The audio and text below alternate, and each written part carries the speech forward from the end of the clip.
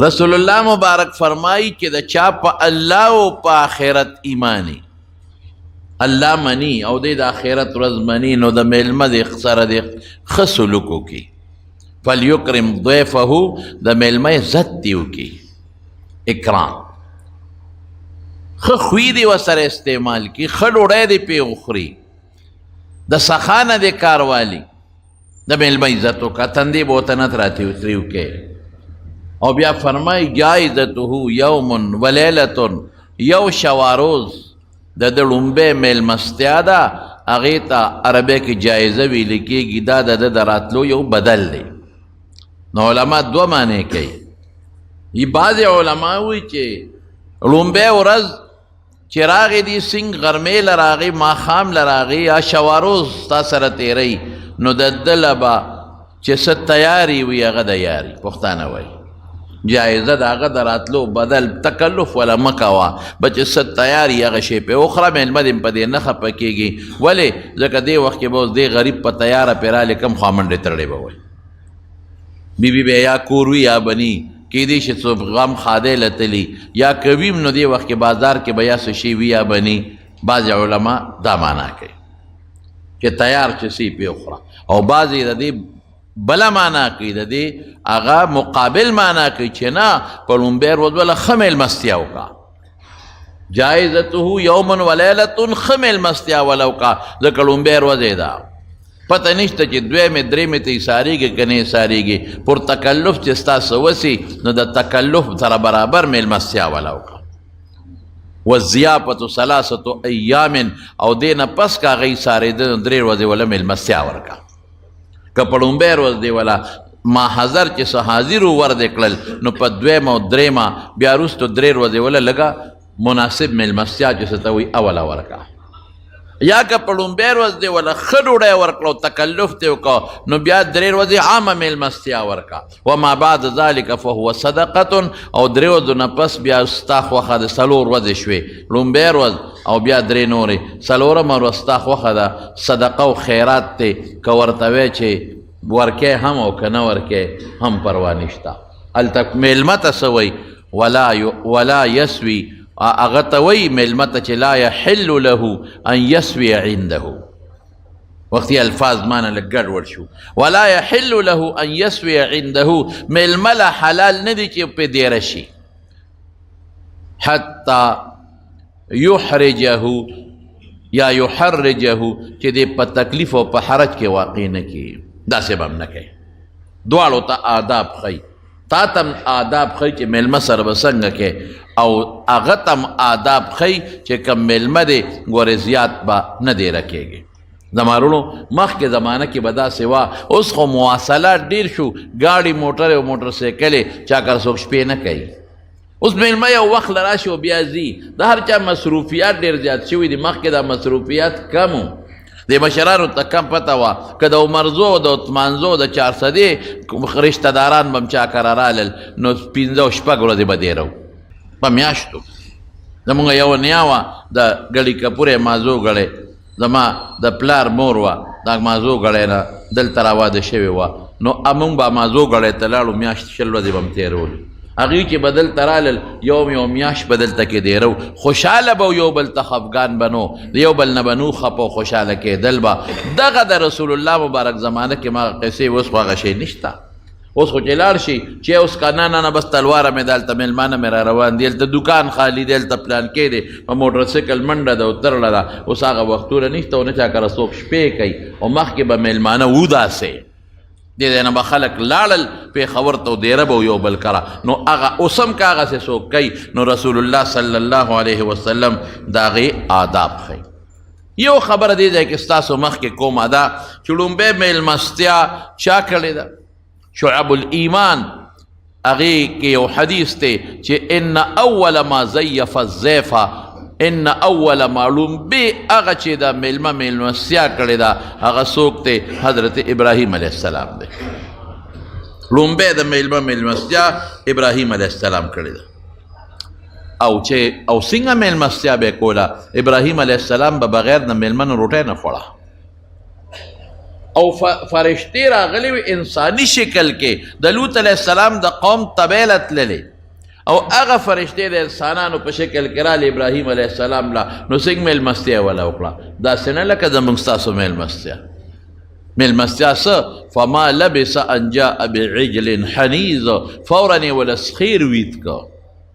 ګډو چیلیم نه سخی یې وله رالال که او هغه وله روید که حنیظ محنوظ روید شوی لکه په سکرو باندې چې سړی د میلمه دپاره خوراک روید کوي دقسې وله روید که میلمنو ته یې کېښود دې ته میلمستیا وایي زموږ څه میلمستې وخت یا د ډوډۍ وخته نو موږ به زر ورته ووایو هلکه څنګه چل دی تورې بس کې که شنې بس کې هلکه که ډوډۍ وخت نی نو توره چای ده قانون دا دی او که ډوډۍ دې وخوړه د هغې نه پس شنه چای ده په ناره څوک شنې څکي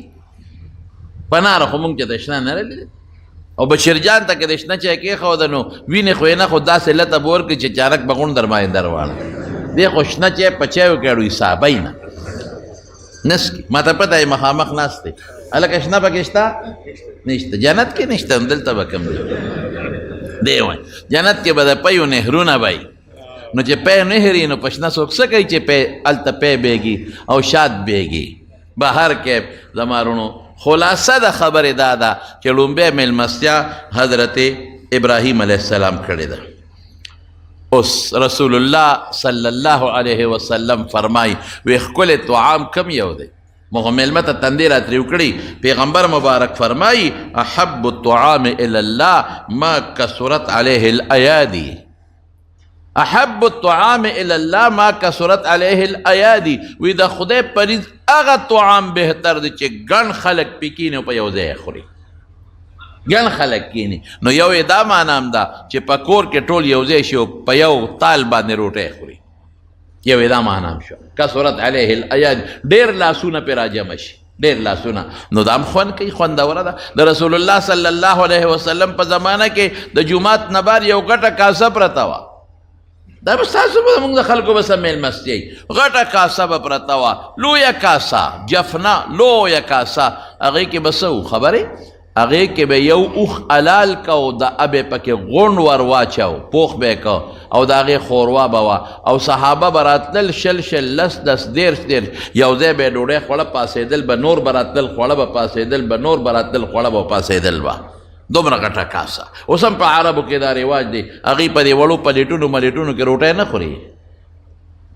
عربو ته دا څو ګورئ د هغوی رواج اوس هم دا دی غټ غټ خانکونه یا خانکونه منځ کې کېږدي او پنځه شپږ کسې راتاو شو په شریکه پکې روټۍ خوري او نبی کریم صلی الله علیه وسلم ما اکل فی سکرجا په دې وړو پلیټونو کې رسول الله مبارک هم خوراک نه دی کړی دا نه چې دا وړو پلیټونو کې خوراک ګناه ده ګناه پکې نه ده هغه زمانه کې رواج ده او بل دا چې په یو ځای په شریکه خورې نو ټول خلک په خوند روټۍ وخوري مزیداره روټۍ وي هر څه یو ځای شي مکس شي او هغه خوندوره مي مزیداره مي یو بل سره مینه محبت هم پیدا شي د یو بل جوټه هم پکې وخوړلی شي د یو بل لاس هم لاس سره وجنګېږي د یو بل عزت هم پکې شي او یو ته وي دا تو خوره بل ته شي ورمخکې کې دا تو خوره په شریکه وخوري نو خوندور هم ده نو ځکه رسول الله صلی الله علیه وسلم فرمایي چې احب الطعام الی الله ما کثرت علیه الایادی یا کور کې په شریکه چې خوراک کوئ په ګڼه کوئ یو ځای کېنئ په شریکه خورئ او یا دا چې میلمانه راوغواړئ چې لاسونه ګڼ شي نو خوراک ورسره کوئ دا یو حضرت انس فرمایي دا د انس قول دی دا ډېر عجیبه دی ان زکات الرجل فی دایره ان زکات الرجل فی داره ان یجعل فیها بیتا للضیافة لکه د انسان د مال زکات دا دی چې ته به هغه څلوېښتمه روپۍ ورکې مثلا د بدن زکات دا دی چې صدقه فطر او سرسایه به ورکې د کور زکات څه دی یو کور جوړی هغې کې هم زکات پکار دی د هغې زکات حضرت انس وی دا دی چې یو کوټه پکې میلمستیا له مستقله جوړه کا چې میلمانه دې راځي او په هغې کې روټۍ خوري دا د حضرت انس قول دی زکات البیت زکات الرجل فی داره ان یجعل فیها بیتا للضیافة حضرت انس فرمایي یو پکې جوړه کا اوس زما رونو میلمستیا چې ته کې د میلمه د کوربه دپاره هم یو آداب ضروري دي یو دا دی چې حلال طعام به پخې په میلمنو به حلال شی خوري حرام به پې نه خوري حلال به خوري حلالو کې برکت دی حرامو کې برکت نشته حلال رزق چې خوري د حلالو ډیر لوی خیر دی په حلال رزق کې. حرام سړی حضرت انس رضی الله عنه د رسول الله صلی الله علیه وسلم خاص صحابي دی، 10 کاله د پیغمبر علیه السلام خدمت کړی دی. یو ځل حضور پاک ته عرض وکړه الله رسول ما ته داسې دعا وکړه چې ما الله مستجاب الدعوات کی.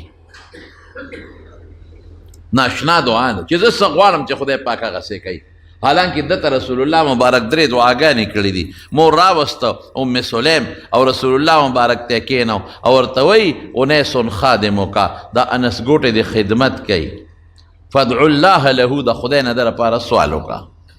نو رسول الله مبارک ولا داسې دعا وغوښته اللهم بارک له فی عمره وماله وولده، خدای عمر کې مولا برکت واچوه، مال کې مولا برکت واچوه او بچو کې مولا برکت واچوه. نو هغه دعا د پیغمبر مبارک قبول شو. اخره کې دی بصرې ته تللی دی او دا حضرت انس په بصره کې آخر من مات من الصحابة بالبصرة، په بصره کې اخیری صحابي دا وفات شوی دی په بصره کې. او د حضرت امام ابو حنیفه رحمت الله علیه چې کوم صحابه سره ملاقات شوی یو پکې حضرت انس ابن مالک دی. نو دی وی د حضور پاک دعا راته ولګېده، وی د خلکو باغونه په کال کې یو ځل میوه کوي، زما باغ په کال کې 2 ځله میوه کوي. مال کې برکت دا شو.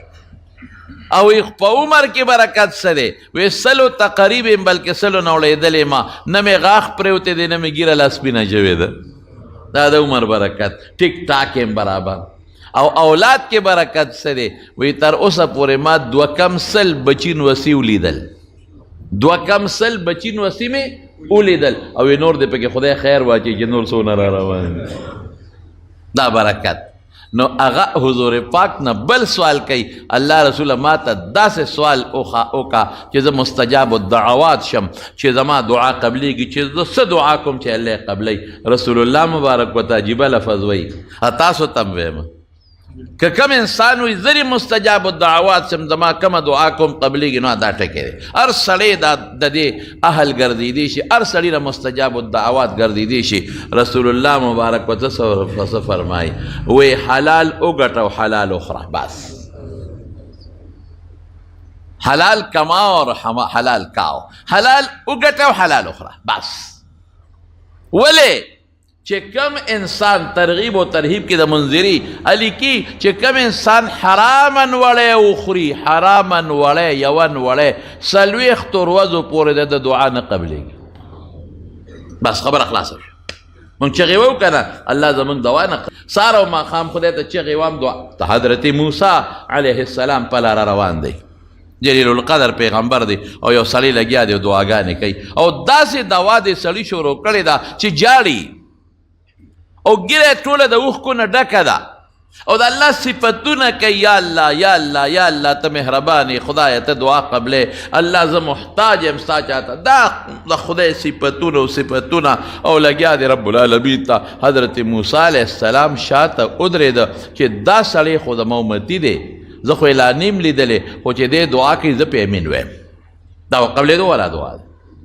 تا به څنګه خدای نه قبلی؟ د جړا ته وګوره، د لاس چې دا وجود یې رپي د الله د یارې نه د رپېدلو ته وګوره، د چغو ته وګوره. او یوازې لګیا دی څوک شته دی نو باندې ته صحرا ته روتی دی خدای ته چغې وایي.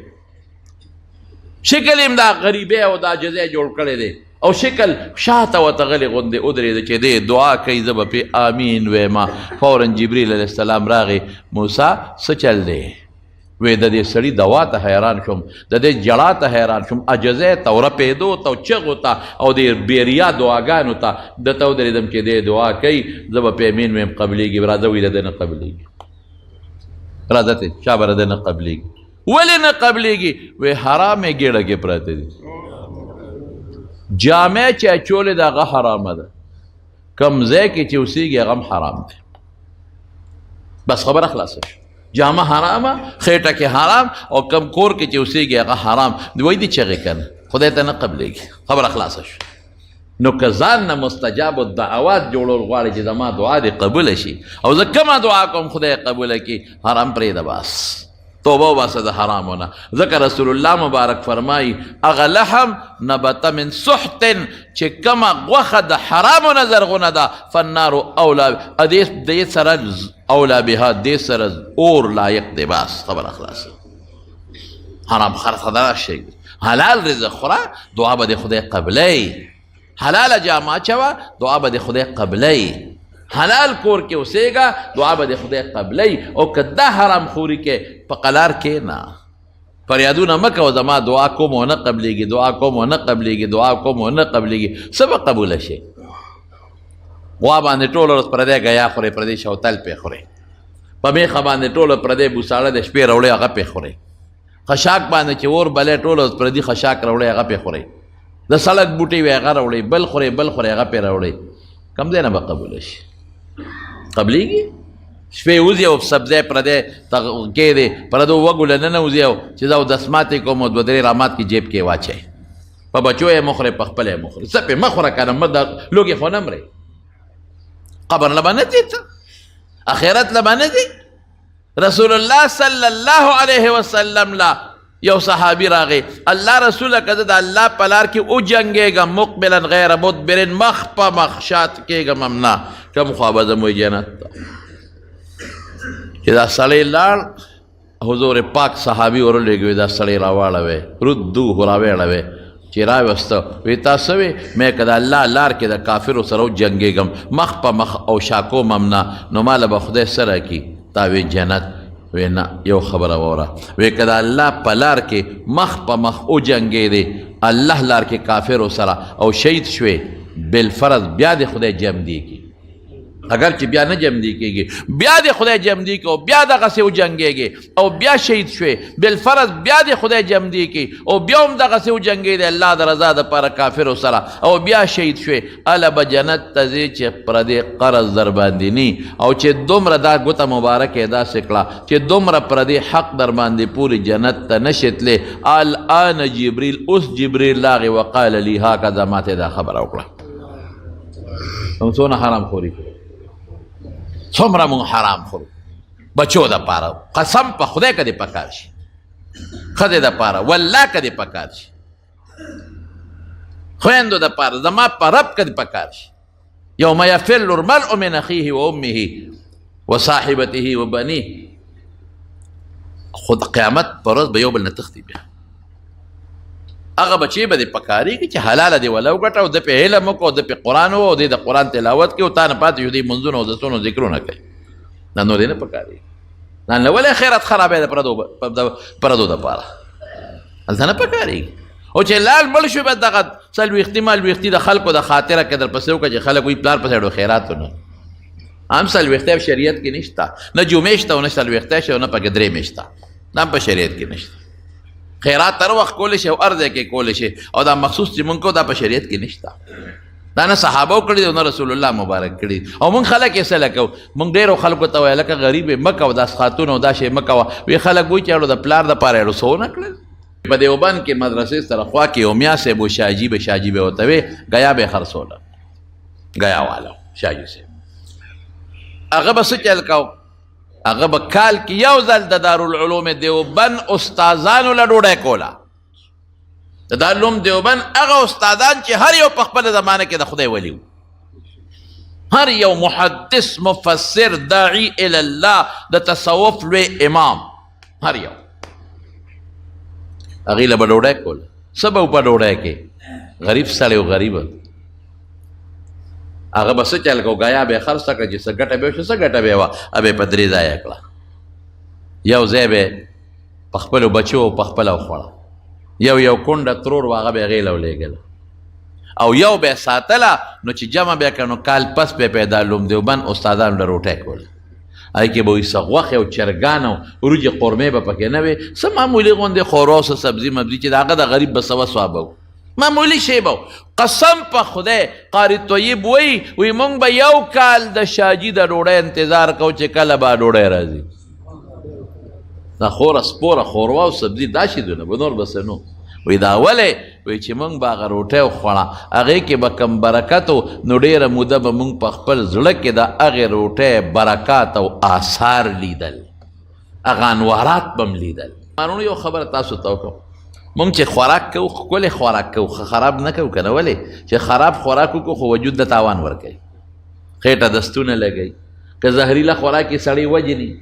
کینسر لګوي، نورې بیمارۍ پیدا کوي. نو مونږ کوشش کوو چې مونږه صفا خوراک وکړو، پاک خوراک وکړو، ګند ونه خورو، څښاک غوښه ونه خورو، صفا غوښه وخورو او ښه شی وخورو. ولې خراب خورو وجود له نقصان رسوي، ښه خورو وجود له طاقت ورکوي. دقه رنګې حرام روح له نقصان ورکوي او حلال روح له فایده ورکوي. دا فرق شو. حلال چې خوري روح به د طاقتمن کېږي، روح به د خوشحالیږي، او چې روح طاقتمن شو نو عبادت ته به د شوق پیدا کېږي، په تلاوت به نه تنګېږي، په لمونځ به نه تنګېږي، په ذکر به نه تنګېږي. حلالو دا برکت. او چې حرام خوري روح ناجوړه شو، روح بیمار شو، لکه زهر چې خوري وجود بیماریږي. په روح د زهر وخوړل، زهر چې زهر دې پې خوړل نو دا روح بیمار شو، بیا به د مونځ ته هم شوق نی، روجې ته به دې هم شوق نی، عبادت ته به دې هم شوق نی. بیا خلک وایي یاره جي مونځ ته مې شوق نه کېږي، یاره جي تلاوت ته مې شوق بالکل نشته، یاره جي مانځله نشم پاسېدی، یاره جي تلاوت نشم کولی. ولې مال حرام دی، روح ناجوړه دی، روح بیمار دی. نو شاجي صاحب دغه سړی و حلال. یو ځل وایي چې تا یو تاڼهدار راغلی، ور قسمه خلک یې په دې تاڼهدارانو کې ښه خلک هم شته، پاک هم شته. موږ په دې پولیس والا کې داسې لیدلي دي چې توبې وباسېدو نیکان خلک، خو هر قسمه پکې شته، لکه هر ډله کې دا خلک شته. هغه راغی او شاجي صاحبه د هغه قانون به دا و چې ګیا به یې څنګ راوړه، نو هر چا به د هغه ګیا غېشته، ځکه ګیا به یې ښه مو ډېره به م وه. نو بس د هغه قانون دا و چې چا به پې لومبې لاس کېښود ګیا به د هغه و. تاڼهدار صاحب راغی، او میاں صاحب، او شاجی صاحب میرے گھر پہنچاؤ، لے جاؤ دادا ماں کورتے اوس. مجبوره شو، غریب گیا وړه، بې پیسو مفته لاړ. تاڼهدار صاحب چې د شپې کور ته لاړ، ښځه ورته وایي دا ګیا یې د چا نه اخېستل؟ وایي دا هغه میاں صاحب دی. وایي دا ګیا خو اس نه خوري، مونږ خو تا چې مخ سنډې نه خوري، نن خو اس نار ولاړ دی. ولې؟ وایي دا خو هغه شاجي صاحب، خو هغه میاں صاحب په ګیا خو خلک جګړې کوي، او ته وایې چې اس نه خوري. وایي راشه واچوه. بس فوراً یې سپی ولېږه او راویې غوښته. شاجي صاحب دا د ګیا څه ګندې راوړی دی، څه دې پکې اچولی دي؟ بوی کوي، اس ورته پوزه څنډې نږدې کېږي هم نه. هغه ورته وایي تاڼهدار صاحب پیسې راکوه بخوري، پیسې دے دو تو کھائے گا، پیسې ورکوه به خوراک وخوري. خدام پکې شته؟ وایي دا خو پکې لازمي خبره ده. هغه پیسو په دومره پیسې واغې شاجي صاحب جیب کې واچولې، اس یې راوسوته یې وتړه او اس یې داسې په ګناټي ډب ورکړه. وایي بچې خوره بیټه کاو، موږ ته خپل شی میلاو شوی دی. اس خوراک شروع کو، ګیا باندې بیا مړېده نه. حلال خوراک کې بیا دا برکت دی. نو لومبۍ خبره به دی چې میلمه له کله میلمستیا کې نو حرام به پې نه خورې، حلال به پې خورې. دا یوه خبره شو. دویم بسی په خپله به هم حلال، په میلمه دې هم حلال وخوړه. دویم څه دي؟ دویم دا چې ښه خوراک به پې خورې. داسې نه لکه ډېر خلک داسې وي کور کې ښه تیل استعمالوي او میلمه دپاره مړی دا ور واچوه یاره، هسې میلمه د میلمستیا ده. لا یؤمن احدکم حتی یحب لاخیه ما یحب لنفسه. ځان له څه خوښی بل له به خوښی. ما ته پته ده زما وروڼو، موږ خلک بوځي که نه دي ودونو له، او یې دوا وکړه دیګ باندې. نو چې څوک هم واده کوي او یا خیرات کوي نو کم غوړي په بازار کې الی، چې د ټولو نه بیکار او خراب غوړي، بس کمزورې غوړي خراب. دا ټول خلک خو دا زړو بیماران هم دې کړل، دا بلډ پریشر بیماری په خلکو هم دې راوستی. او یک چاینا مساله راواړه او پکې ور واچو، چاینا پکې ورول، هغه ترسکونی او ډل پکې ورولي، ډل والی پکې واچي، دې سره روجې ترسکونی کېږي، ترسکونی شي روجې، او د غوړو پکې سیلاب ودرې سیلاب. چرګ چې پخی د غوړو سیلاب پکې ولاړ، داسې بغیر د غوړو نه څوک پخی نه. دا تو خوړه نو زهر دی او خوړل ټول زهر. होटल ته بوزي، होटल کې به روټۍ خوري، ټیک ده होटلو کې خیر روټۍ هم وي، خو د پېښور کې होटل د چا بوتلم د هغې افتتاح وه، نوم یې نه لرم،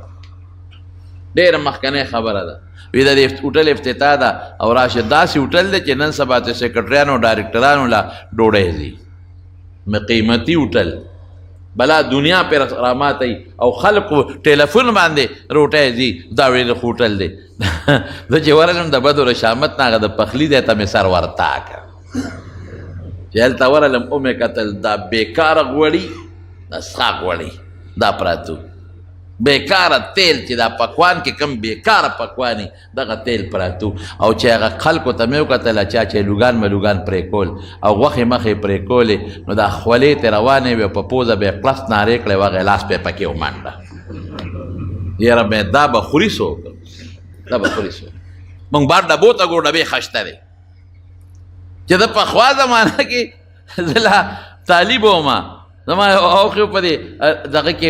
یو ځای ته لاړم دی ریپور ته رشاتلی وم ښه دا مې بله خبره یاده شوه ریپور ته چا بوتلم نو ما ته ویې دلته راشه اچار کارخانه ده چې د دې سیلو کې اچار به م یوسې ځان سره اچار کارخانه به م وګورم ما یې ښه لاړ به شو یا کارخانې ته ورغلم هغې کې ښه مزېدارې کمرې وې او پکې حالونه جوړ کړي وه چار یې پکې جوړو او مزدوران او لیبر او ډبیو په مشین به ډبي بندول چې هغه کمرې ته مې سر ورتا کړ چې اوس مګې شړق نارې کړې نو کله به د باټینګڼو د اچار نه د مرچکي اچار ته ټوپ واو او کله بلکې مګې شړه شړو شوتو کلسو کلوسو په هغه اچار په هغه کمره کې په هغه ډبو باندې ټوپونه وال هغې هم رنګونه واله ما هغه ملګري ته خدای قرآن ته وګوره ګورې دا راته وانه چې اوس به د پس د بازار اچار زما تېرېږي څنګه ځان له کم شی خوښی هغه په بل وخوره کم بیکری والا دي او کم مټایونو والا دي او کم هوټل والا دي د خدای خاطر وکړه داسې خوراک پوخ که په دې مسلمان وخوره چې په خپلو بچو کم خورئ دا سوچ وکړه چې دا زما وروڼه دي په دوی خورم دا زما بچي دي په دوی خورم په رزق کې دونه مه ګټه بس لږه وګټه ښه شی وخوره مردارې او سپي مه خوره په خلکو باندې مردار او سپي خلک په خلکو باندې خوري ګناه ده حرام دي ته په دې رزق ګټې داسې به نه کوې رسول الله صلی الله علیه وسلم فرمایي لا یؤمن احدکم حتی یحب لاخیه ما یحب لنفسه یو مفهوم د مشورې سره د بخیر نور علما توجیهات کوي یو دا ده چې ځان له کم شی خوښی بل له خوښ کا کور چې سته په خپلو بچو په خپله کم شی خورې میلمانه هغه شی پوخ کا دا نه چې زه مړه ما میلمانه دي یاره ور واچوله ور واچوه پکې دا به نه کوي بل څه دي استقبال به کوې د میلمه چې دی راشي بار به ورته ودرېږي ځان سره به بوځې کور ته بل څه دي تکیا به ورته کېږدي بالښ تولی به ورته کېږدي په هغې به کښېنئ بل څه دي د خوشحالۍ اظهار به کوې تندې به نه را ګونجې کوې چې میلمه راغی او تا تندې د اتري وکړه نو بس که هغه په سړیتوب پېږي نو سلام دی واچي واپس دی تندې به نه را چوڼ کوې ښه تندې به روڼ کې او ښه په سینه به لاس کېدی او د ښه خوشحالۍ اظهار به ورته وکړې او د میلمه مخکې ګورې کنزل وینا به هم بچو ته نه کوې باید سړی د میلمه مخکې ایستا دا بس میلمه پیشي چې وایي هغه پښتانه وي لورې تا ته یې ویمه او انګورې ته یې واوره نو دا ټولې خبرې تا مخکې بچو ته ولې نه کولې خو هم دې میلمه ته دې واورولې که نه نو که پوهېږي نو بس ځي دی خوشحالۍ اظهار به کوي تپوس به کوي څه خورې څه دله ښه دي دا بهتره خبره ده تپوس وکړه د میلمه نه ولې ته به تاوان وکړې بلا څیزونه په پاخه کې او د میلمه به هغه څیز نه خوښ د هغې نه به یې پرېږدي نو څه پې ما په خپله یو ځل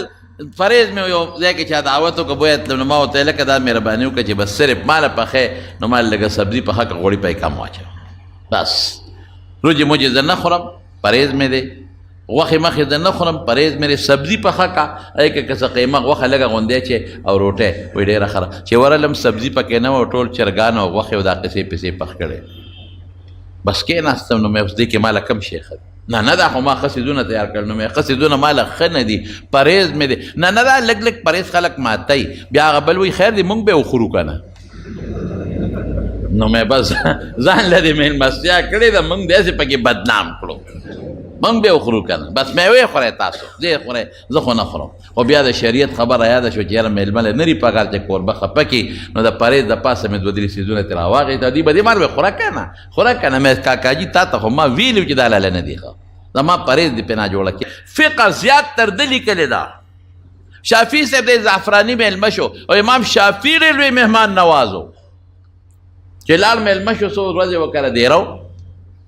نو زعفراني یو وینځه ساتلې وه ډېره قابله وه او د پخلي ډېره زیاته ماهره وه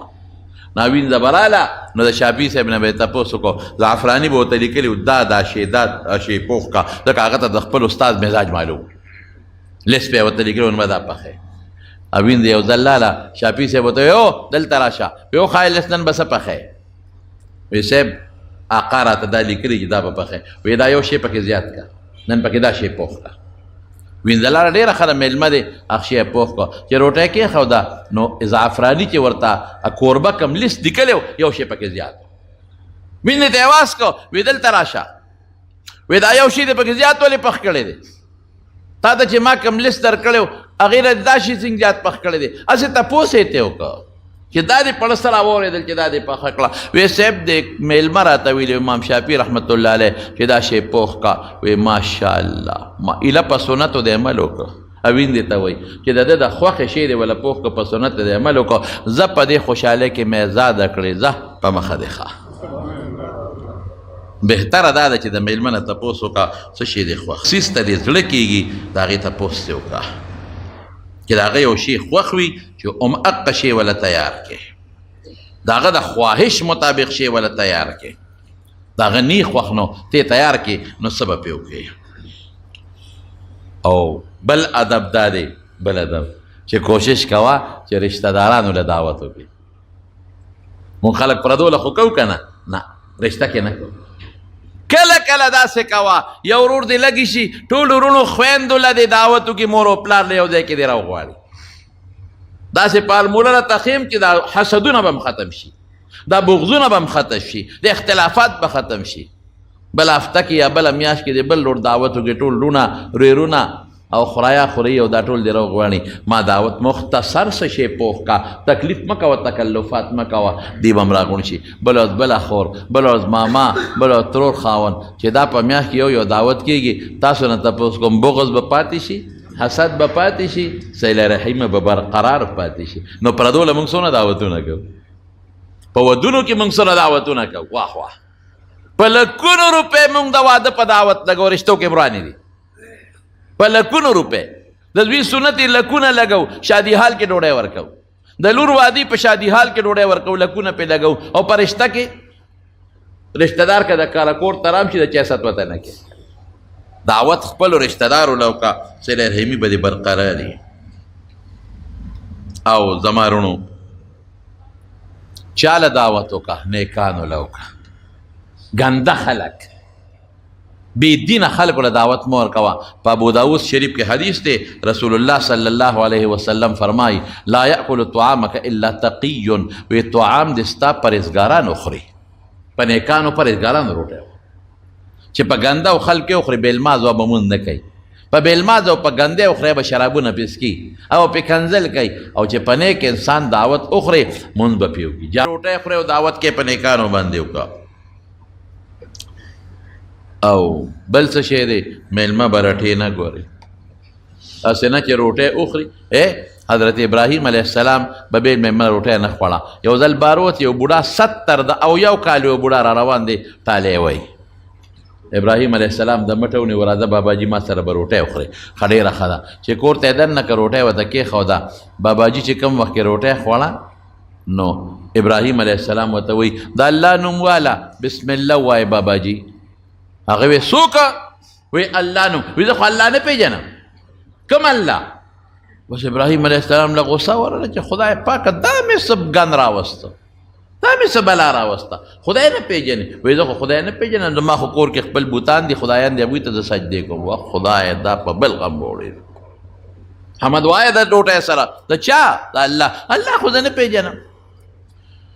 بس ابراهیم علیه السلام ډوډۍ ته کېنولی و چې خدای د دې مټې نیسم اوس یې پاسومه ورته ویې ګوره د خدای نوم خدای پیدا کړی خالق مالک رازق روزي خدای راکوي نه خدای نه پېژنم ما ته مسلې مه کوه ډوډۍ دې راوسته ما ته مسلې کې نه خدای نه پېژنم وایي ډوډۍ دې راته کېښوه تا را دننه کړم وایي ځه وځه په مخه او آینده دپاره به زما زه ستا مېلمستیا به زما دلته بندی په مخه دی ښه خو چې څنګه یې وویسته نو فورا جبریل علیه السلام الله راولېږه وایي هغه مېلمه دې وراټو شړه وایي ګوره د الله نوم یې نه اخېست ما سره د خدای په نوم باس وکړه خدای نه پېژني بوتانو سجدې کوي رب العالمین وفرمیل ای ابراهیمه دا دې چې څه وي زه ترې خبر یم دی چې کوم شرک کوي زه ته خبر یم، دی چې ما سره دشمني کوي زه ته خبر یم، دی زما نوم نه پېژني زه ته خبر یم. بیا مې ولا اویا کاله رضه د خواهش مطابق ډوډۍ ورکړه، 70 سال مې ورکړه. یو ورځ د میلمه شو نو دی رټه، میلمه ولې رټې؟ که کافر هم دی نه به رټې. اکرام الضیف که مسلمان دی او که کافر دی رټې بله، ولې دی ورته میلمه؟ اوهو دا مې څه وکړل. په منډه ورپسې ابراهیم علیه السلام لاړ، لاره کې را لاندې کو، بابا جي زه معافي غواړم راشه. نه بچې نه پرېږدم دی چې ته راشه. په زور یې راوسته. بابا جي کوم الله چې ته نه منې، کوم الله سره چې ته شرک کې، کوم الله چې ستا اړه کې نشته،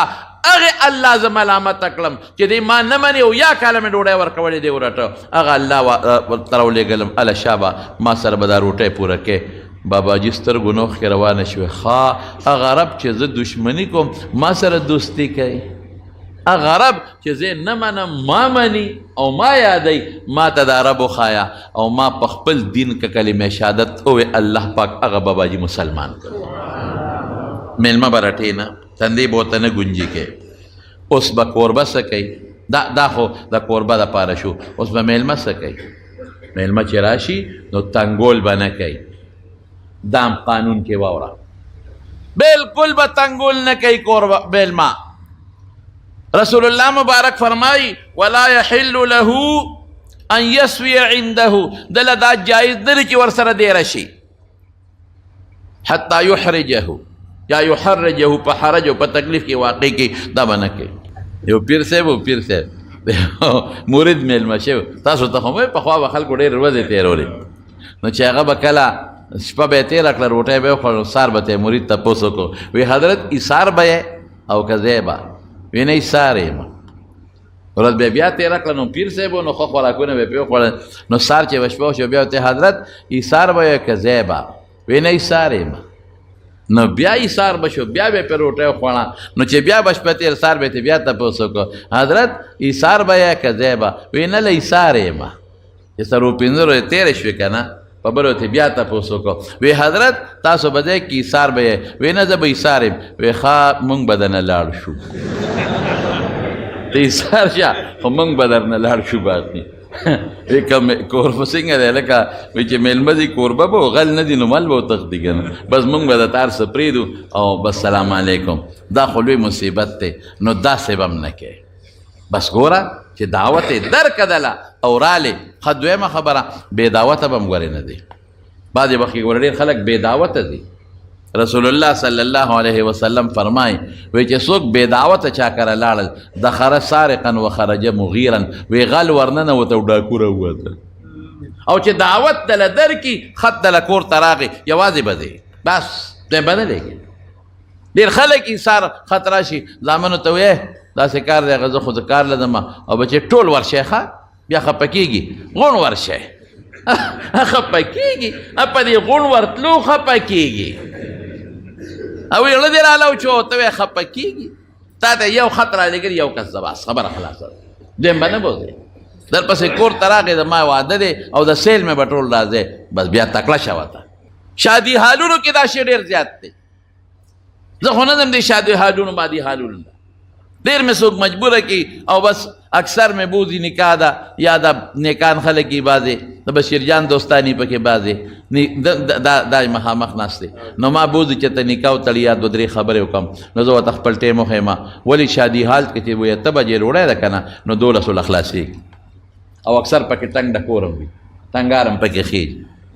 نیکان هم پکې شته، هر قسمه پکې شته دی. نو په دې شاهدي حال کې سي اکثر مونږ ته خلک وایي مونږ خو د 300 انتظام کړی و، هغې ته م ویلي 600 رالل، د 300 کړی 900 رال. په دې پیښور کې یو قسم قوم ګرځي چې په دې هم پوه کړم، احتیاط وکړئ احتیاط. پیښور کې یو قوم ګرځي هم دې پسې ګرځي پردو ډوډو پسې. هغوی څه چل کړي کباړ کې هغه په 100 روپۍ پتلونه اخیستي کباړي، او کباړ کې هغه د 100-150 روپو کوټې هغه یې ځان له اچولي او سپری مې په ځان مږلي او ښه چشمې نه لري، هغه 15 روپو والا تورې چشمې هغه یې اچولي او کونټۍ په لاس کې نیولي صاحب، بوټان موټان یې کباړي اچولي پالش کړي وي. او چې په شادي حال ورشي که نه هغه ته څوک ویلی شي چې مه راځه، کارډ شته که نشته. هغه هم سوچ کړي چې پلار به وي د زوی مې میلمه دی او زوی به وي د پلار مې میلمه دی، او یو بوی چې دا مې ورته ماما زوی ویلي ترور زوی ویلي چې راشي که نه د شادي حال مخکې کوز شي او کوم سټایل یې جوړ کړي خپله کونټۍ ړقی سلوټ ورته کېږي ګورنر صاحب راغی سلام په خیر جی حضرت دلته کښېنه ښه مزېدار کښېني بې دعوته ورننوځي چا ورته نی ویلی ځان یې ریګمال کړی دی ځان یې خشته کړی دی کښېني ښه ډوډۍ که ډوډۍ په طبیعت برابر شوه خو د سیل مې وخوري که په طبیعت برابر نه شوه نو زر وځي بیا بل شادي حال ته ځان رسوي دا ډېر قوم دغسې ګرځي قسم دې سره ته قسم خورم جومات کې ناست یم ما د خپل کلي یو سړی ولیدل یو شادي حال ته د ډېره موده شو اوس مړ دی هغه سړی مړ دی خدای پاک دې وبخي نوم چې نالې بیا غیبت کې نه راځي د دې خپل کلي یو سړی مې ولیدو ډېر عجز سړی و ډېر عجز سړی و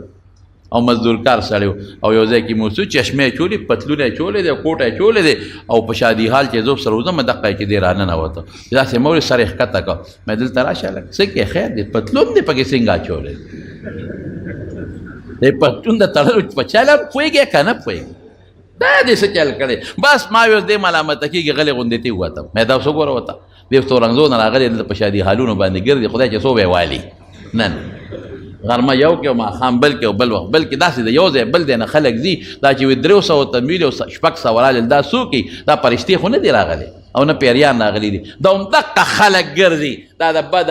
د کباړ پتلون متلونه یې چول او چشمې مشمې او ځان یې سیکرټري صاحب او د ځان یې لوی ته به وایي چې بس وروره دا خو دغه دی دا څه ورته ویلې کېږي لوی سیکرټري دی پولټیکل ایجنټ دی دته به څوک وایي چې مه راځه دا حرامه ده قسم په خدای حرامه ده که یو سړي ته پته چې دی راځي ملا صاحب د سره بغیر شاګرده نه ګرځي یا دا خان صاحب د بغیر د ډرایور نه نه ګرځي یا بغیر د یو ګنر نه نه ګرځي نو هغه دلالتن ورته زموږ علما وایي هغه پکې بیا شمار دی رسول الله صلی الله علیه وسلم له یو صحابي ډوډۍ کړی چې کله دعوت له روان شو هغه د دعوت په وخت کې یو صحابي نو وروسته ورسره ملګری شو هم ورسره روان شو چې پیغمبر مبارک ته ځي زه م ورسره چې هغه دعوت ځای له ورغی هغه ته څه وایي وی تا چې کوم وخت دعوت راکوه دا یو ملګری پکې نو دی اوس وروستو راغلی دی نو که ستا خوښ اجازت ورکوې خو ډېره ښه ده که نه دی به واپس شي هغه صحابي وی بلکل زما له طرف نه اجازت دی را دننه دی شي بې اجازت او بلکل نه دی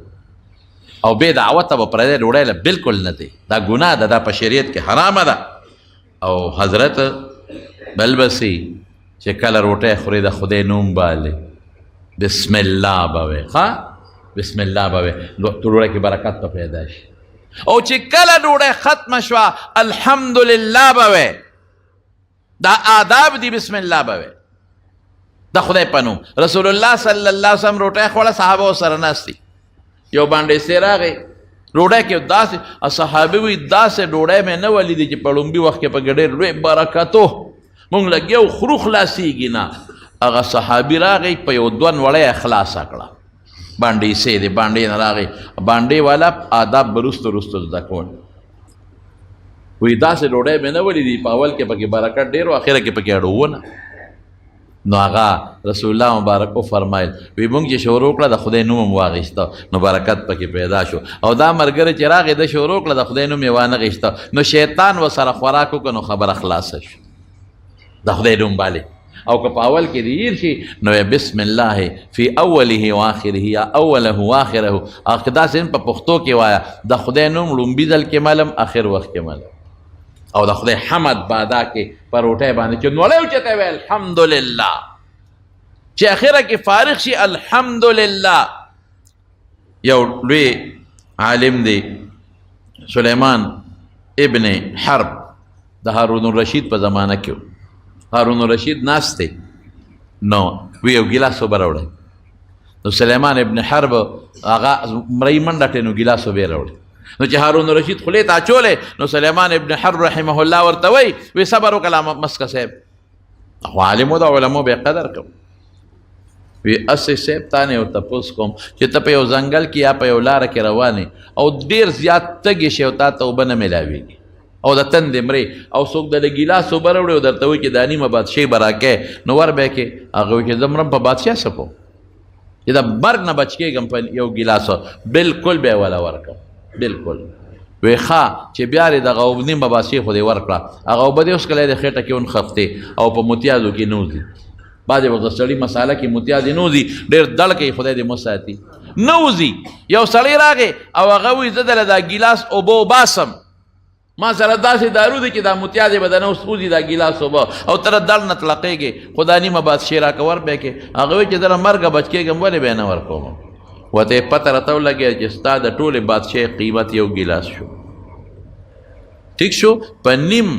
ګیلاس په نیمه بادشاهي ګیلاس اخلي او په نیمه یې بار وځي. زمارونو دا مونږ چې خوراک کوو قسم په خدای په دې به د خدای حمد وایو، دا د خدای ډېر لوی حمد شکر دی. ولې چې خوراک درته میلاو شو. ډېر خلک دي غریبانانو ته خوراک نه میلاوي.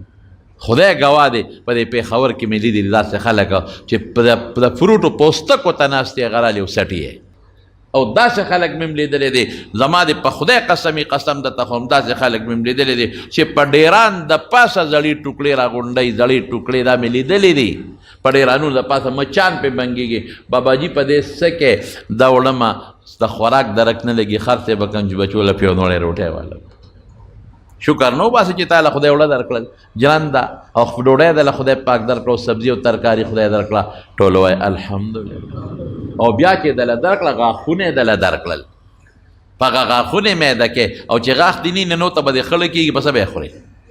ګنډېرو ته به دې خړه کېږي، جویلې به یې نه شي، غوښې ته به دې خړه کېږي او خوړی به یې نه شي غاښونه. ما د یو باباجي یو ځل وی یاره جي غاښونه نشته، داسې فریاد یې وکړ.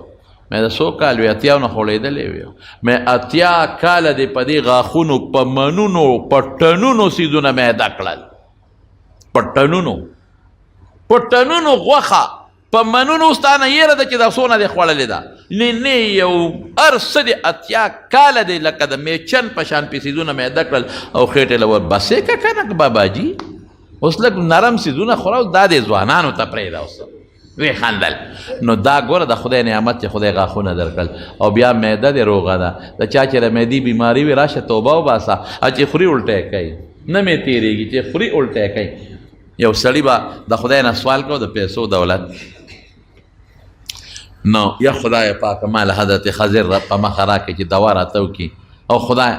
یو نیک سړی هر څوک چې وله راغی وی څه وی وی یاره زه د خدای نه مال غواړم، وی حضرت خضر دې غوښتې و زه یې وی وایم، وی بس ما ته سوال وکړه چې ما له خدای پاک ډېر مال دولت راکړي. وی داسې نه ده، داسې وکړه چې ته لاړ شه بازار ته، او بازار کې یو مالدار سړی وګوره، د هغه نوم زده که، نو ما ته به هغه یاد کړي، زه سهار له بیا راځم چې ما دغسې کا، نو حقه دعا به وکړم هغسې به دې خدای کړي. هغه وی دا خو ډېره ښه خبره ده. سهار لاړ نو زیات مالدار مونږ خلکو ته زرګران ښکاري، ځکه هغوی د زرو کاروبار کوي. دې خلکو ته په عرف کې دې لاړ د زرو مارکیټ ته بازار ته اوس یو دوکانونو چکر لګوي، یو زرګر دی چې اوس هغه ته به پونډونه دي او مال او زر دي او خرڅېږي غښتلي کېږي او بلا نوکران دي. دی ورغې هغه ته کېناسته او ورته وایي چې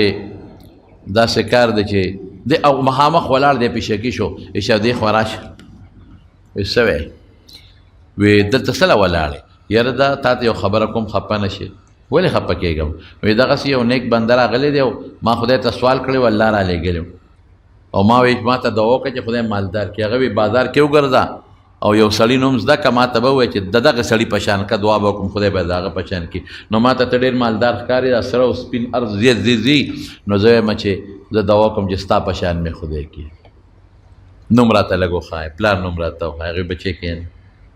پام کوم ما ورته یاد نه کېږي. ما نه خبره لاول خو 2 خبرې دي زما. یو خبره خو زما دا ده چې زه بیمار یم ناجوړه. دا چې څومره ته ګل ته ګورې، دا چې کم تا ته مخامخ ښکاري،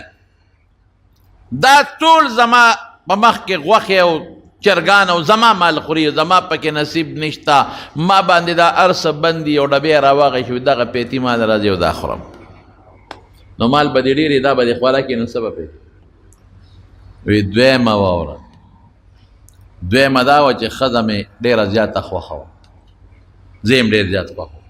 ښځه مې ناجوړه شوه،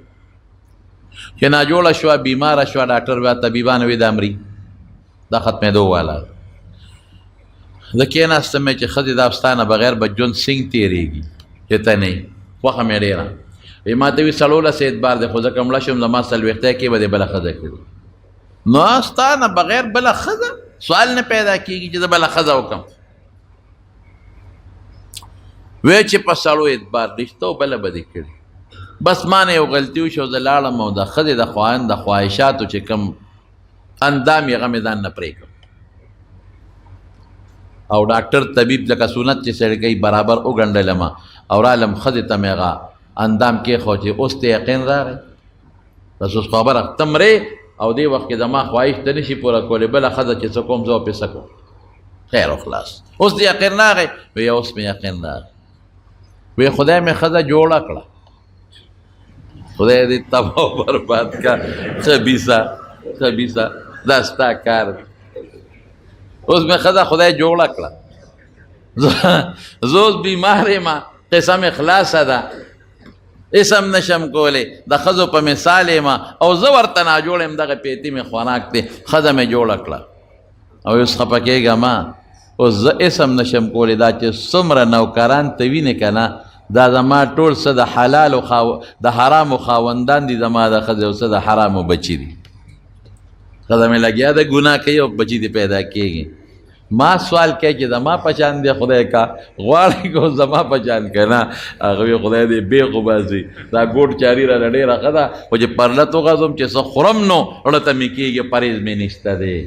او چې څه کوم د خپلې بیبي سره د خپل شریعت او جایز مطابق نو هغې کې خدای پاک زه برابر ساتلی یم زما وروڼو بنیادي خبره دا ده چې خبره مې دې پورې کوله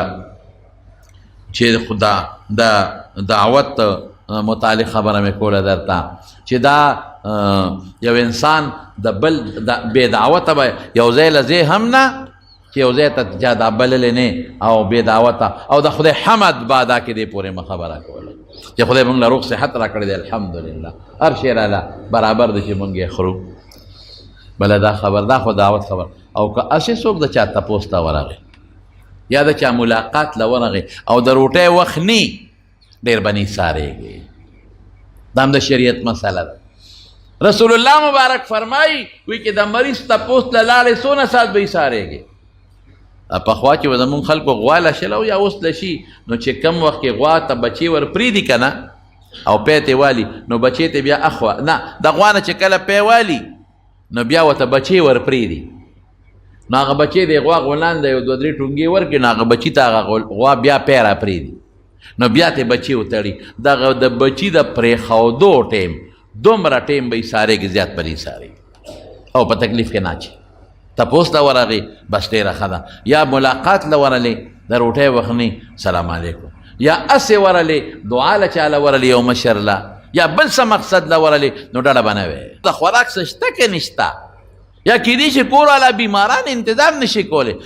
که د ډوډۍ په وخت کې ورلې نو بس چې هغه ته څه تیار یې هغه به درته راوباسي په هغې به خفه کېږې نه چې دا زما مېلمستیا ونه کړله دا د مېلمستوب آداب دي یو خبره درته بله مو کومه بعضې خلک دی چې هغه دومره د میلمه شوقي وي دومره چې ښځو له بیخ وباسي سارم میلمانه او غرمه میلمانه او ماسخوتن هم میلمانه او سبا میلمانه او بل ورځ هم میلمانه په ښځو هم لږ رحم وکړئ ټول ورځ ښځه غریبه لګیئ او پرېکول کوي او پخلی کوي بیخ د ښځې وځي په دې کې غریب هم مړه شي نو ظلم به په ښځو باندې هم نه کوئ ښځو سره به لګئ او پوټې ګزاره به کوئ دا د میلمستوب او زه یو بله خبره درته وکړمه دا چې په دې مړو کې ورې په خادو کې مې درته وایي په مړو کې موږ ډېر ظلم کوو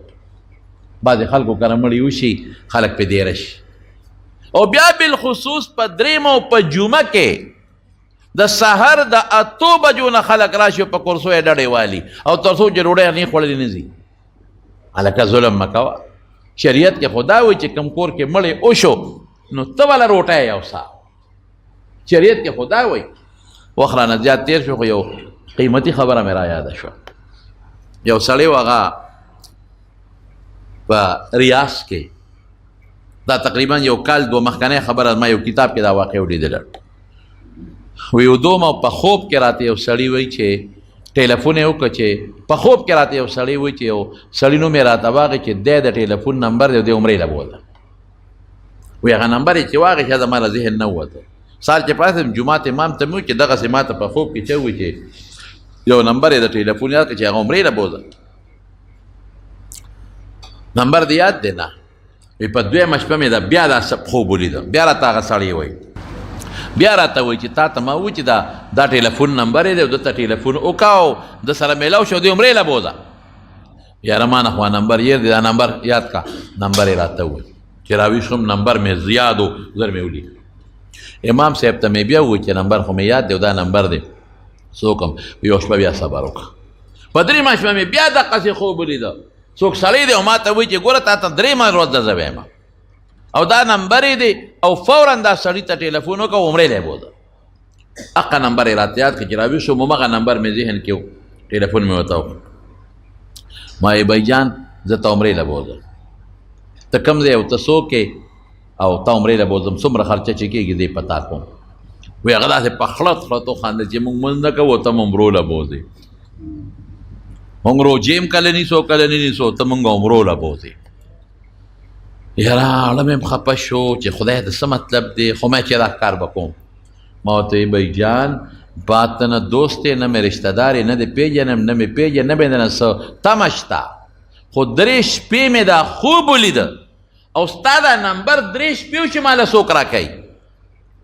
ما ته پته نشته او نه یارېږم چې تا باندې به د ما څه روزګار او کاروبار راشي یا حاجت به مې در باندې راشي خو ما دا 3 شپه را وایي چې دا مې وایي هغه راته وایي چې ښه د پلانکي ځای کې اوسېږم ته راځې که زه در ملاقات وکړو لاړم ملاقات مې ورسره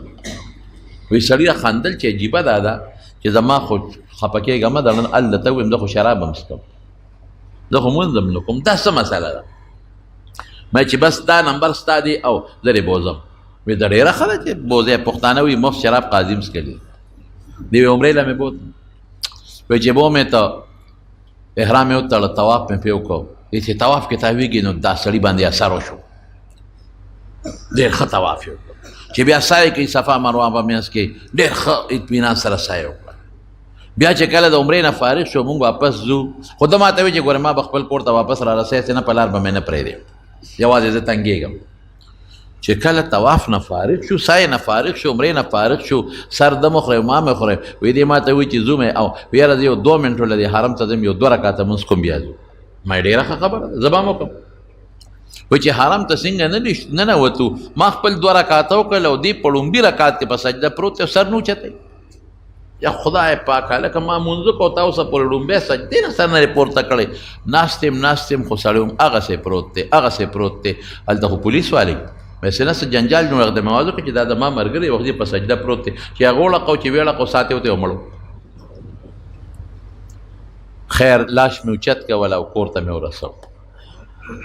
کور والا ته مې دغه چلو شو بس ټیک ده د خدای طرف نه وه بیبي نه مې تپوس وکړه چې دې سړي څه کار کړی دی وایي چې دا خو ډېر بې لمازه و ده سره خو زما په مانځه جګړې وي دا خو ډېر روژه خور و زما به ورسره په روژه جګړو چې روژه نیسه دا خو ډېر شرابي ما ورته ظالمه خدای نه منې الله به درنه تپوس کوي شراب څکې دا خو ډېر شرابي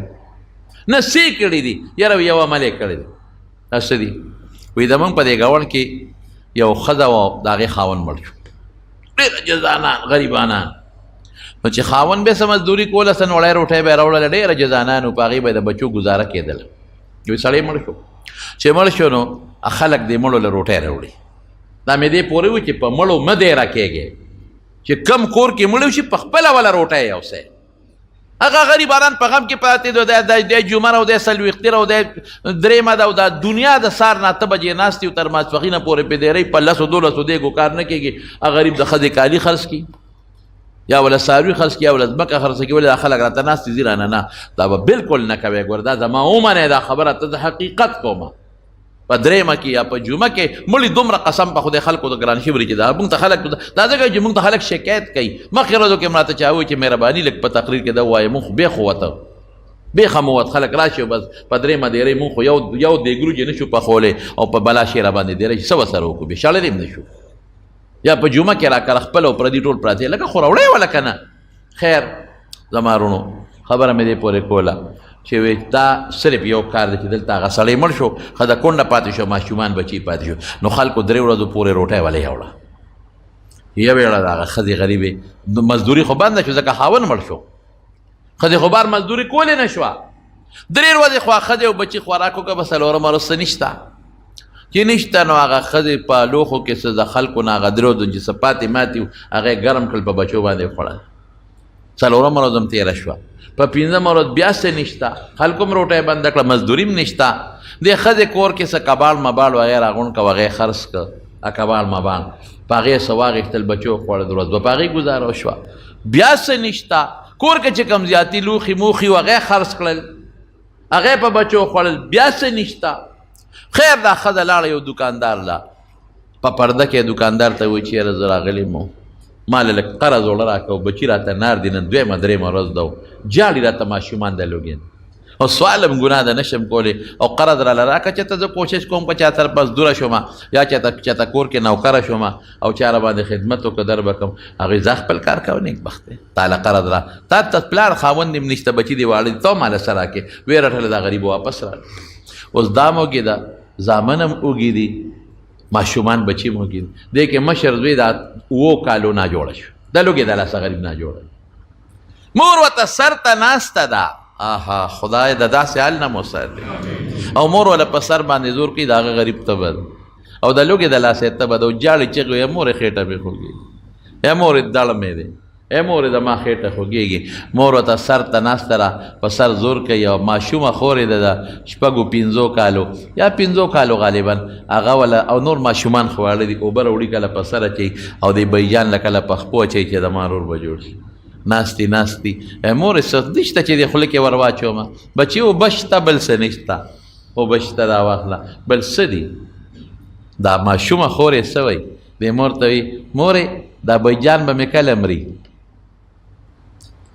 زما دا رور به کله مري، بچي دا دې څه ووایي؟ وی نه که نه مونږ خو د لوږې مړه شو، که دې مړ شو 3 ورځې خو به بیا خلک ډوډۍ راوړي، ګزاره به وشي. ګران کار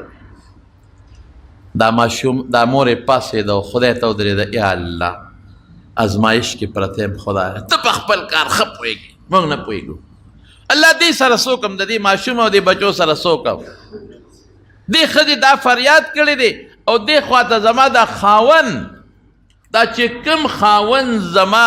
شرابي و، مونځ به یې نه کوو، روجې به یې نه نیولې، وایي ما ته وایي چې ښځې یو خبره مې را یاده شوه، دقه ټیم دی بیا چې وروسته معلومات وکړه، یا ښځې یو خبره مې یاده، او د مونږ ګاونډ کې سړی چې مړ ښځه بچي بیا څه کوي، خو به د لوږې مړه شوي، هله شابه دا ډوډۍ راکړه، خوراک راکړه، په منډه یوړه، ښځې که ماشومان ولې یوړه، او په هغې باندې وخوړه، ماشوم باندې مو خوړه، په هغه خویندې مو له وخوړه، په هغه ماشومان رونو مو په ښځې، او دې ډیوټي مقرر کړه چې سار او ماښام چې ډوډۍ پخی د دین پخوه، زه به غرمه سار ناشته، غرمه روټۍ او ماښام روټۍ، که ځینې ته به برقه په سر یې وړې به، دقه یو کار یې کړی دی، بلې اسم نه دی کړی. رب العالمین ورسره څه چل وکړه، خدای پاک یې خاتمه بالایمان، او د طواف، او الله والا بل سړي ته به عمرې لی بوځه، او خدای پاک په طواف مو کړه، بیت الله عمره مو کړه، په حج بیت الله په حرم کې دنه ته په سجده کې سو وستل. رسول الله مبارک فرمایي ما ته انسان کم وخت کې زیات نه دی چې کم وخت په سجده باندې دعوت چې دی دا کوي، رشتہ دارانو لا، نیکانو لا، صالحینو لا، خپلو لا کوي، حلال په خوره، او بې دعوته مزه، او په مړو مدې راکېږي، د دې نه لږ یو پټې احتیاط کوي او ځان ساتي. او که یو سړی داسې وي چې هغه دعوت پریزي نشي تللی، یا مشکلات یې ورسره، کور ته ولې یوسه، ماما دې دی، تره دې دی، ترور دې دا، غریبانان دي یا بل څوک دي، وایي ها دعوت نه، یو دا دعوت دی چې ته دعوت وکړې او څوک راوغواړئ او کور پې روټۍ وخورئ، وایي دا ادنا دعوت دی، وایي ځکه چې څوک دې چاله څوک دې راوغوښتل نو ادې مو کړو، او ځان دې مو کړو، ښځه بچي دې مو کړو. وی دویم متوسط دعوت دی، ادا دی چې کور پوخ کې او میلمه لی کور ته یوسي، چې د پرېږده څه به یې کړو ما، نو یې ښځه بچي دې مو کړو، ځان هم خو میلمه دی د کړو نه بچ کړه، بل میلمه به یې مخوري، کور ښځه بچي به یې مو سره وخوري، په هغې به ډېر خوشحاله شي. او اعلی دعوت دا دی چې نغدې وله ورکړه، ښځه بچي دې هم د کړو نه خلاص کړه، ادې هم خلاص کړه، په نغدو هغه خوښه ده، که جامې پې ځان لالي، که ډوډۍ اخلي، که چرګ خوري، او که پیتي خوري. زما رڼو دا مې څه اصول او آداب د شریعت په رڼا کې درته ذکر کړل. الله پاک ذوالجلال دی په دې زموږ عمل نصیب وګرځولي کړي، او خدای پاک دی موږ تاسو له د خیر او د برکت ژوند راکړي، رزق حلال دی خدای موږ تاسو له راکړي، الله دې د حرامو نه وساتي، خدای پاک دې د اتفاق او د اتحاد ژوند نصیب کړي.